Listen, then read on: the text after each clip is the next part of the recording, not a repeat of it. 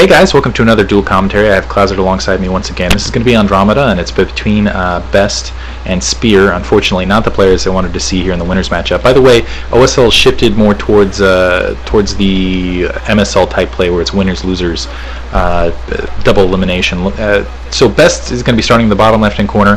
His name does not show up, so it caused a little bit of confusion. We actually had to restart. So Spear is going to be starting in the bottom right hand corner in white. It'll be interesting. Two young protoss players. I think Best has really proven himself. Spear has yet to prove himself, doing a little bit of cheese there, which I don't think really proves anything. But it'll be really interesting to see who wins out on this map. It's Andromeda, and there's two easy expansions to take, and so Protoss versus Protoss, that could get really fascinating, because there's a lot of opportunities for higher level tech. Could get really big macro battles. I'm excited to see it.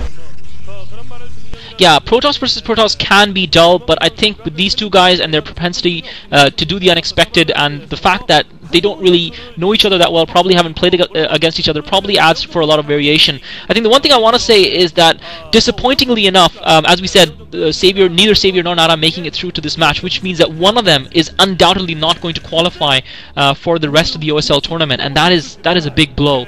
I guess Nada was probably beaten fair and square. He just didn't see the DT drop coming, and from that point on he was too far behind. Savior, I can't believe that map is being included in the map pool. It's ridiculous. Meanwhile, both players have started up Palon Gateway. Spear has sent his first probe out to scout, his first scouting probe out. Best yet to scout, seems content to just do his own thing for now, and starting up his extractor, starting up his assimilator as well. And I really think because it's a 4-player map, it's a good decent distance, and because there's a lot of resources around, you're going to see a big heavy kind of push. I would say almost reavers, because you want to see a lot you want to hit your opponent's economy. You want to make sure you don't have to worry about map control, because you have two bases right there. So what you really want to do is you want to go and harass that economy. That is a little bit more easier with the Dragoons in range above that. The expansion's a little bit to the north. There's also double gas in the middle.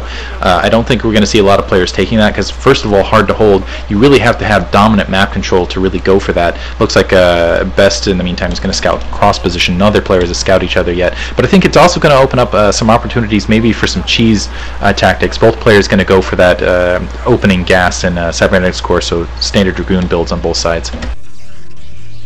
Yeah, I think it's going to come down in the end, because both players have similar builds to start off with. No one has gone for a risky strategy. No one's gone for some kind of fastest expand. Both players are going to be similar in tech levels.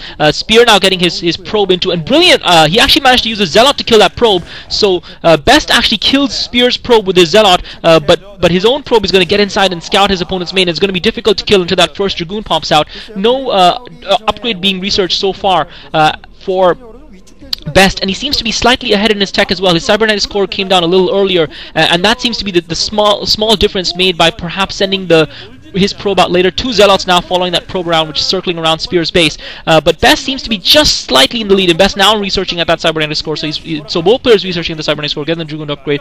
Best to me seems slightly ahead. Perhaps it's slightly better micro. Perhaps it's just a different decision making. But it'll be interesting to see what tactics these players opt for. And I think as you said, it's probably going to come down to who has the better micro with the reverse shuttle play and using the Dragoons, because neither player has opted. And already we see the robotics facility going down for Spear. I haven't seen Best put it down yet, so maybe we might see a divergence from him there. That would be interesting if he tried that, since he knows his opponent's base position and he knows his opponent's tech level. Maybe he could try and catch his opponent off guard before the Reavers can come out with perhaps some sort of a fast goon push, but I don't think he's really set up for that.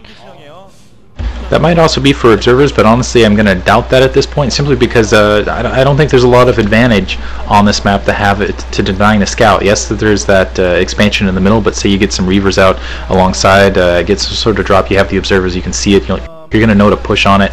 In the meantime, it looks like instead of going for Reavers, on the opposite side, Best is going to set up his expansion. Looks like Spears basically already got his expansion down the opposite side. So right now, I haven't seen the robotics facility on the side for Best. But it'll interesting to see. I don't see, see the observatory going up, so it looks like they are just going to go for pretty standard Protoss versus Protoss. I haven't seen any divergence yet, and so it's going to come down to some massive macro management otherwise, and yeah, it'll be really interesting. Interestingly enough, it doesn't. I don't see the robotics facility. I should say I don't see an observatory. Best now getting it down quite a bit later. So he's not, basically that's going to be denial of information right there, where Spear's going to have the additional information in Best's base. Best is not going to have as much information on Spear's base, and honestly, Best falling a little bit behind. He's as far as tech goes, because he didn't get that Nexus out all that much faster. Yeah, this is the thing I couldn't understand, because Best seemed to be ahead. He had his cybernetics core down earlier, yet his opponent managed to get his Nexus down first, as well as his robotics. His opponent, got his robotics facility down first, and still got his Nexus down before Best, which I would have thought Best, since he didn't get the robotics facility, he was obviously saving his minerals, would have gotten Nexus down first. So maybe just slightly better macro by Spear. Maybe he, because their population counts I noted were 31 at the time, so there were similar population counts. So maybe it was just more probes earlier for Spear, and that allowed him to get that slight economic advantage, or maybe it was just better macro. I'm not sure what it was, but whatever it was, he seemed to have gained a small lead. At the end of the day, I don't think it's going to make too much of a difference, despite the ability to get that probe in to get the scout off. Best now building another couple of gateways. Both players going for rather dull gameplay, rather dull strategies and stratagems on this occasion, just content to sit behind their ramps and take their mineral only expansion, and just build up their forces and then go for a big bang in the middle at some stage, and then it's literally just going to come down to the micro at that stage. So it looks like we're just going to have a mass Dragoon battle. Whether or not we'll have any advanced tech such as Templar or Reavers involved or not, it's impossible to say. But I think the player who does decide to get something of that sort will have the edge, and I wouldn't with the robotics facility already up, it would be easy to produce a shuttle and put a couple of high Templar in it, and I think they could be highly effective. I think the difference there was that range upgrade. Is essentially what Spear did is because he didn't go for that range upgrade, he was able to get that robotics facility down faster, as well as the observatory.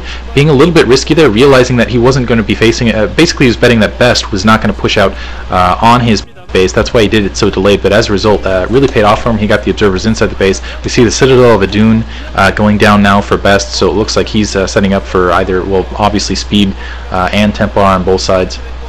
But yeah, it seems like just because of the way the resources are kind of set out on this map, it lends itself for big epic battles, and honestly, I'm going to be really excited to see some of that on this map, at least in Protoss versus Protoss. This is kind of the X factor, as you can see at that expansion. You can visualize a little bit to the north there could be kind of some Dragoon forces a little bit on that side, and they can hit the probes from that direction, and then basically you're going to have to fight through the probe lines with Dragoons on the opposite side.